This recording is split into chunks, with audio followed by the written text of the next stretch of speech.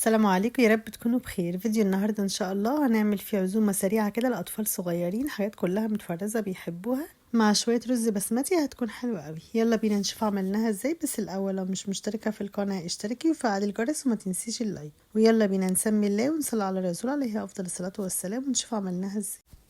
معايا عرق اللحمه الكداب اللي كنا عاملينه بنص مفروم، طلعته من الفريزر، سبته بالظبط 10 دقايق بره مش اكتر من كده، وحطيته في صينيه، حطيت نصها ميه بس خليت التغليف بتاعه كده يعني الفتحه بتاعته لفوق عشان خاطر ما يتسربلوش ميه لجوه. طبعا انا لفاه كويس في ورق استرتش وورق فويل، بس برضو بخلي الفتحه بتاعته لفوق، وغطيته بقى وسبته على النار يستوي.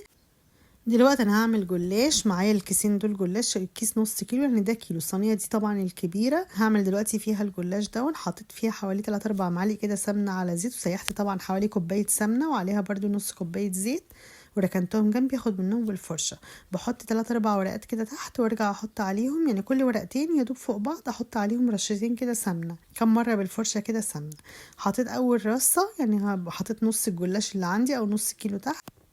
اللحمة دي برضو كانت من التفريزات اللي كنا عاملينها، اللحمة المتعصجة دي برضو، فكل الحكاية كلها مش بتاخد معانا وقت خالص.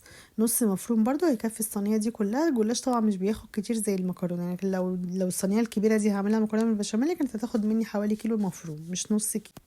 فردت بقى اللحمه كده المتعصجه كلها، وبعدين نزلت عليها بجبنه موتزاريلا طبعا لان اطفال بيحبوها، الاطفال بيحبوا الجبن كده على في قلب الجلاش، فحطيت. لو انتي مش عايزه تحطي برضو مش شرط يعني تحطي، بس انا حطيتها عشان خاطر تمسك اللحمه كده، يبقى لو طفل معاه قطعه جلاش ما تقعش اللحمه من اللحم. هبدا بقى احط نص الجلاش التاني برضو، كل ورقتين كده ببدا احط سمنه. طبعا لازم تحطي السمنه دي عشان التوريقه تديكي توريقه. خلصت كله، وبعدين حطيت اخر، طبعا لو عندك اي حاجه متقطعه تحطيها في النص، في الاخر تخلي كام ورقه بس كده سلام عشان خاطر وش الصينيه، وبعدين دخلت الحروف بتاعتها لجوه كده عشان خاطر شكلها يكون حلو من فوق، ونزلت بباقي السمنه بقى على وشها. ودلوقتي لازم طبعا اقطعها الاول قبل ما ادخلها الفرن. قطعتها وعملت لها تشريبه بقى كده بتكون طعمها حلو. ممكن ندخلها الفرن الاول لما تتشمع نحط لها التشريبه، او نحط التشريبه من دلوقتي مش هتفرق. جبت بيضتين واحط عليهم كوبايتين لبن، بضربهم الاول كده واحط عليهم طبعا حبه فلفل اسود برضو وملح، وحطيت عليهم كوبايتين لبن عشان خاطر على قد الصينيه دي. لازم طبعا تخلي اللبن مغطي الجلاش كده عشان تضمني ان هو استوى معاكي.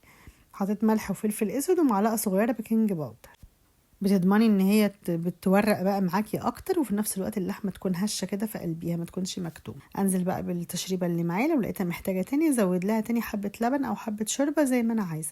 اهم حاجه اكون مغطيه الجلاش كده عشان خاطر يستوي، لو انا مش مغطياه كده يبقى قلبي من جوه مش هيكون مستوي، هيكون جامد معاكي كده مش هيكون مقرمش ولا هش كده معاكي. في الوقت ده انا مولعه الفرن بقى على حراره 200 وسايباه لحد ما سخن خالص، وبعد كده هندخل الجلاش ده على شبكه الفرن في النص. بياخد حوالي نص ساعة، مش أكتر من نص ساعة، من تلت ساعة لنص ساعة. تلت ساعة بالظبط بيكون احمر كده من الجناب بتاعته والظهر بتاعه بقى لونه حلو. بولع عليه الشواية، طبعا ما خليش الشواية عالية قوي عشان ما يتلسعش مني. بياخد كمان 5 أو 10 دقايق بس تحت الشواية بيكون مستوي معايا.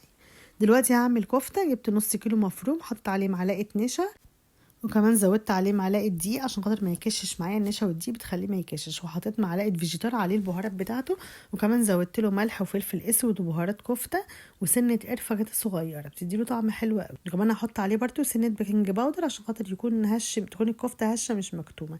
ومعايا الكبه حطيت فيها بصليه متوسطه وقرن فلفل وشويه ورق صغيرين كده بتاع كام عود كزبره على بقدونس، مش اكتر من كده. نعمتهم في الكبه، وبعدين هنزل عليهم بقى باللحمه المفرومه برده مع النشا والدقيق والفيجيتار والبهارات. اضربهم شويه كده في الكبه، او ممكن اعجنهم بايدي عادي مش شرط الكبه.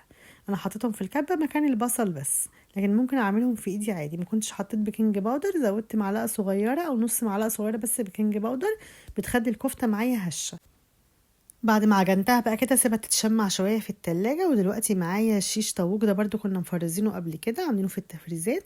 جبت صينيه حطيت فيها معلقتين زيت ونزلت بيه كده زي ما هو، يا دوب لسه مطلعاه وهو متلج كده، سبته بس يا دوب 5 دقايق بالظبط عشان لو عليه تلج، ورصيته كده في صينيه تكون حجمها مناسب ليه. دلوقتي جبت صينيه تانية حطيت فيها معلقتين زيت، ودلوقتي هصبع الكفته على معلقه عادي، او ممكن تعمليها على السيخ، على السيخ او على على السيخ بتاعت الشيش طاووق برضو الخشب، او ممكن تحمريها عادي كده في الزيت كده عادي على النار.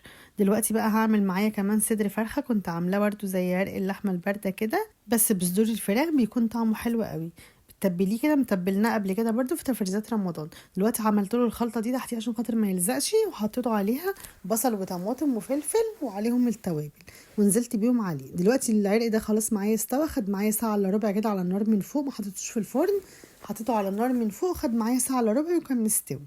دلوقتي هحمره، وخدت معلقه صلصه من اللي احنا كنا مفرزينها، وحط عليها معلقتين كده من الصويا صوص او دبس الرمان، ومعلقتين زيت، ودول شويه بهارات بس كده بملح. هحط كده ادهن وشه كده عشان خاطر يستوي ياخد معايا لون حلو، واحطه تحت الشوايه. حطيت كمان معلقتين زيت كده في الصينيه بتاعته.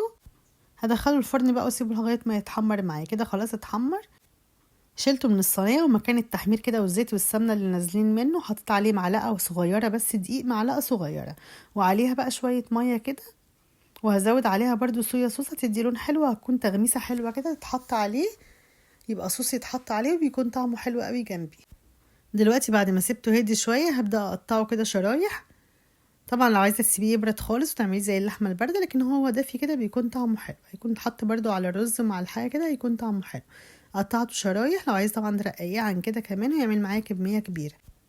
دلوقتي هعمل بقى شوية رز بسمتي. حطيت حوالي 3 معالق كبار زبدة، وعليهم معلقتين زيت، ونزلت بقى بمعلقة كده صغيرة من فلفل اسود، ومعلقة صغيرة ملح، وكمان معلقتين كبار من بهارات الكبسة. دي بقى البهارات كلها جاهزة. وحطيت ورق لورا وكمان اللومي وحبهان ورشة كده من جوز الطيب. ونزلت بكيلو رز بسمتي. الرز مغسول لكن مش منقوع، نزلت بيه على السمنه بقى والزبده كده والزيت، هقلب فيه على طول لحد ما انشفه خالص. وفي الوقت ده كنت حاطه الميه تغلي عندي عشان خاطر ازيده. قلبته حوالي 5 دقايق كده لغايه ما نشف.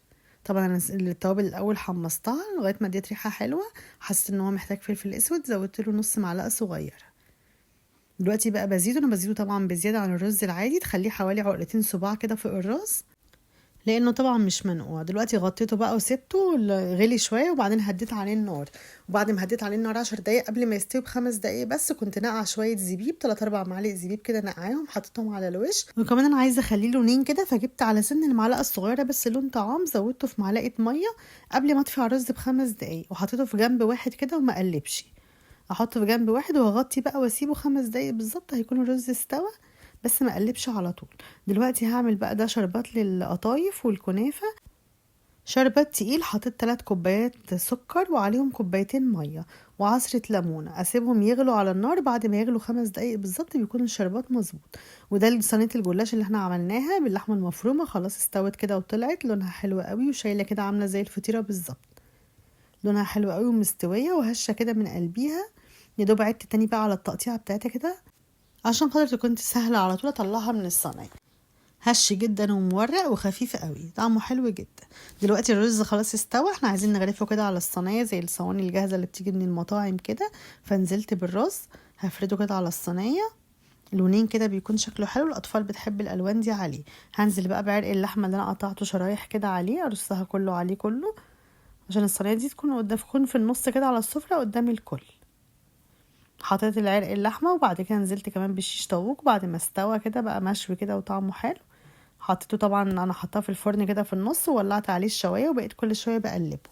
خد حبه صغيرين كده من تحت، وبعدين ولعت عليه الشوايه. وكمان الكفته استوت. طبعا كل الحاجات دي مش بتاخد سوا خالص معايا في الفرن، اقل من نص ساعه بتكون كل حاجه مستويه.